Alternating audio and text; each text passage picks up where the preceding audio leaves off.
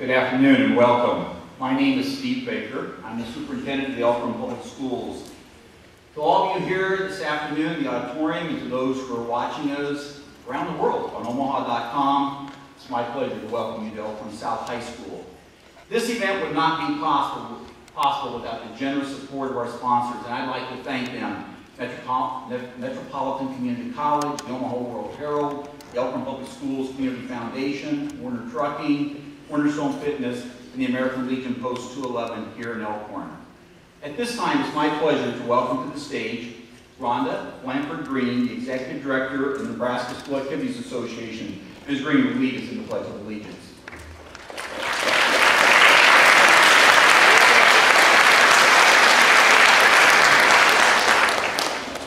Thank you, Superintendent Baker.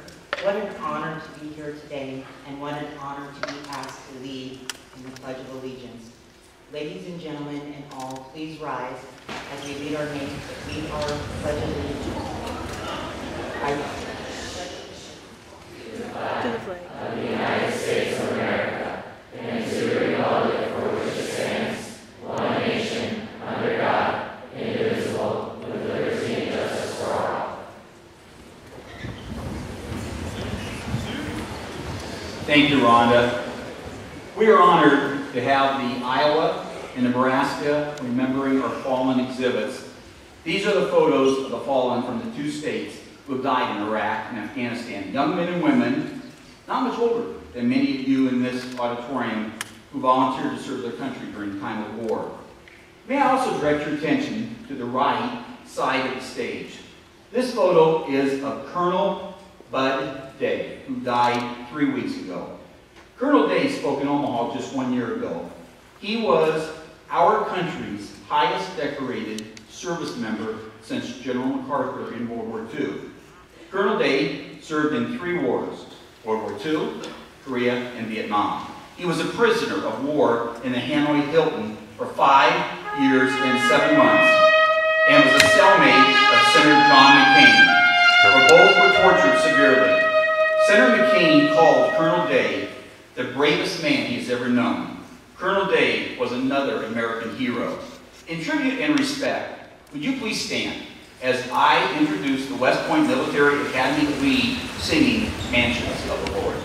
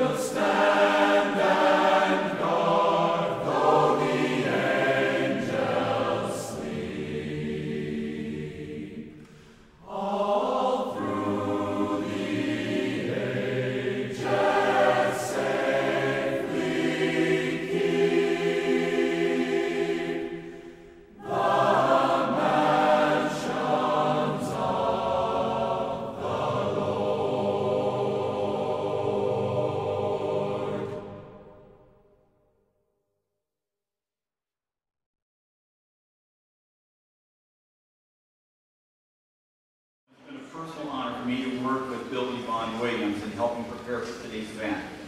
I would also like to thank our tech crew behind the scenes and Principal Mark Elbow for his assistance. Soon as my father was of that generation that graduated from high school and immediately enlisted in the Army and landed at Omaha Beach, and like our first speaker, he too went through Army Ranger training. My father and his high school classmates served because it was the right thing to do. Today, when young people do something wrong, it's quick to make the news. But we don't always see the same amount of coverage for those of you that are making the right choices. There are so many of you in this audience and watching the live stream that are role models for others, whether that's for a younger brother or a sister or your classmates. It seems that not often enough do we focus on those positive role models. So what we wanted to accomplish today was bringing to the stage three very special guests, men of unquestionable character. Our first guest this afternoon is Governor Dave Heinemann, a native Nebraskan. He was born in Falls City, grew up in Fairbury, McCook, Benkelman, and Wahoo, where he graduated from high school. Our governor is a graduate of the United States Military Academy at West Point and served 5 years in the U.S. Army, rising to the rank of captain. He is a graduate of the Army's Airborne and Ranger Schools. Governor Heinemann is the 39th governor of Nebraska and was sworn in on January 21st, 2005. When he completes his current term, he will be the longest serving governor in Nebraska history. Ladies and gentlemen, please join me in welcoming the governor of the great state of Nebraska, Governor Dave Heinemann.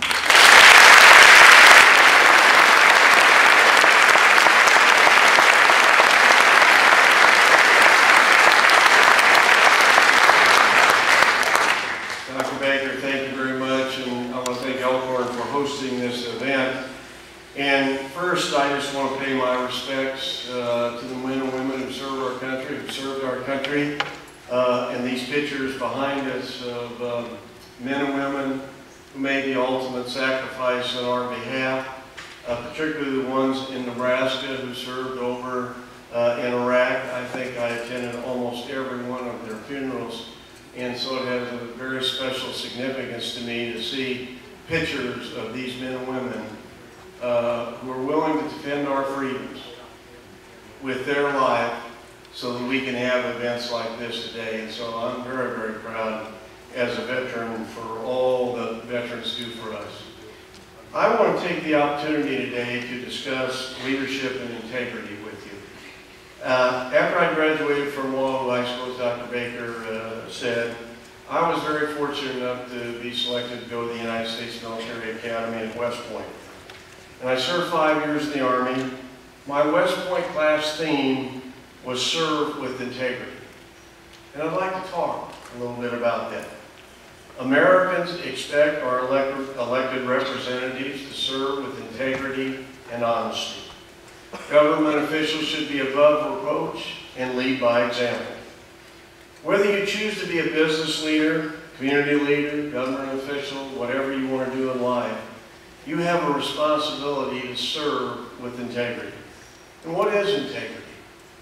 The dictionary says the quality or state of being of sound moral principle, a steadfast adherence to a strict moral or ethical code. For me, integrity starts with your mom and dad when they teach you the difference between right and wrong. Integrity is doing what's right when no one is looking. Integrity is doing what's right even when it's unpopular. Integrity is having the courage to choose the harder right instead of the easier wrong.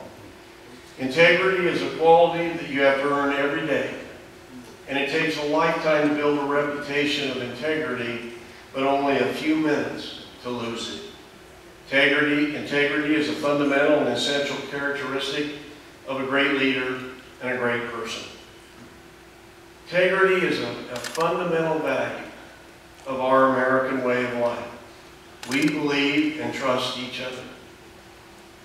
Whether you're a Boy Scout or Girl Scout leader, a teacher, plumber, doctor, lawyer, accountant, factory worker, journalist, government leader, or the president of a business, Americans expect to be told the truth.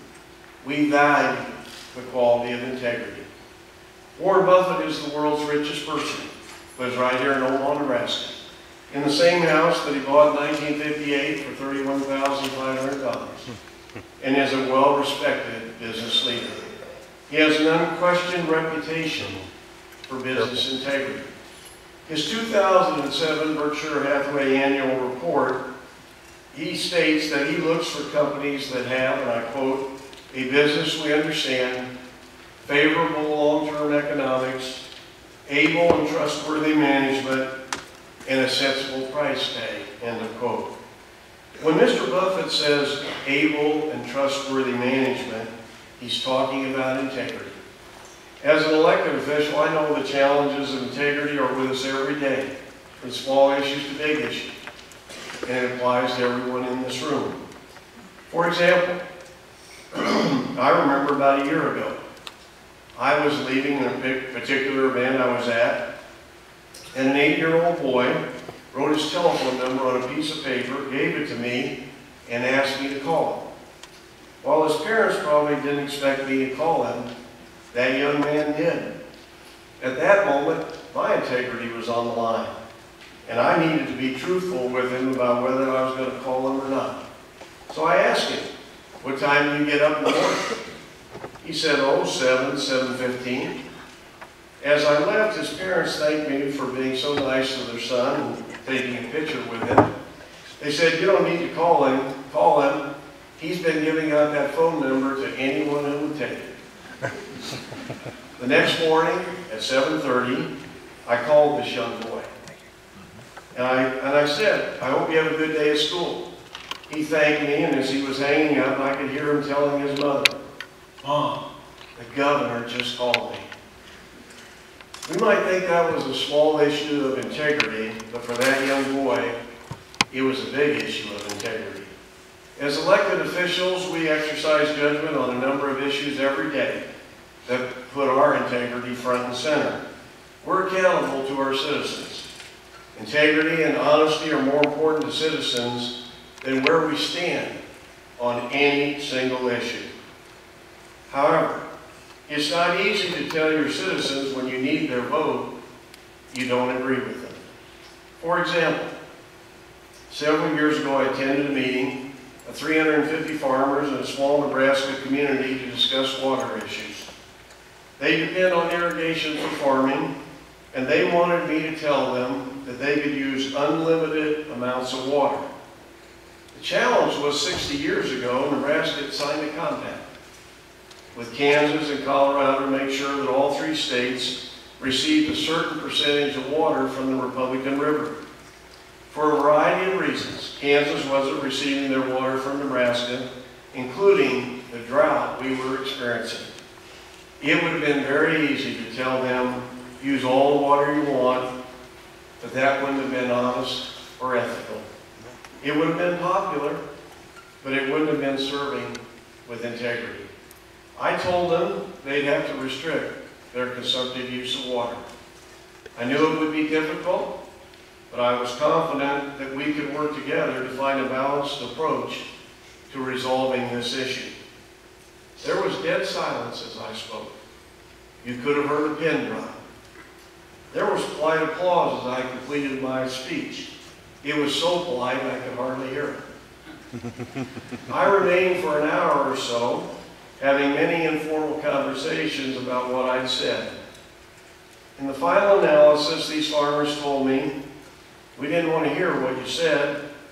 We didn't like your message, but we knew it was the truth. And we'll work with you to find a balanced solution to this challenge." 3 months later, we enacted the most comprehensive water legislation in this state in a decade. All of us could cite numerous examples of integrity in our daily lives, but the bottom line is integrity matters. Integrity counts. Integrity makes a difference. Integrity is what America is all about. It's a core value of our American way of life, no matter how difficult the circumstances are. Integrity defines America, and that's important because America, this country that we love, is a special country with unique obligations to the world. America is the strongest military and economic power in the world today. The world looks to America for leadership. America, our country, represents freedom and opportunity. As President Reagan said in his first inaugural address, America is, and I quote, a beacon of hope for those who do not now have freedom. End of quote. The world looks to America for inspiration and idealism. America is the land of opportunity because in America, no matter who you are, you can make your dreams a reality. Americans are optimistic. We believe we can overcome any challenge, and we have. Today, we are preparing students, all of you, for jobs that don't yet exist, for technologies that haven't been yet invented, in order to solve problems we don't even know are problems yet. This is America at its best. Innovation, idealism, and integrity. In America, tomorrow will be better than today because our business, media, and government institutions understand the importance of serving our nation with integrity. America's greatest asset is our people.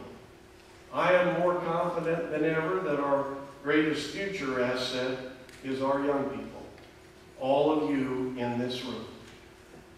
America's best days are still ahead of us because of you and what you're going to do in the future. You represent Nebraska's future, you represent America's future, and you represent the world's future. You are the best and brightest. Good luck, and thank you for having me today.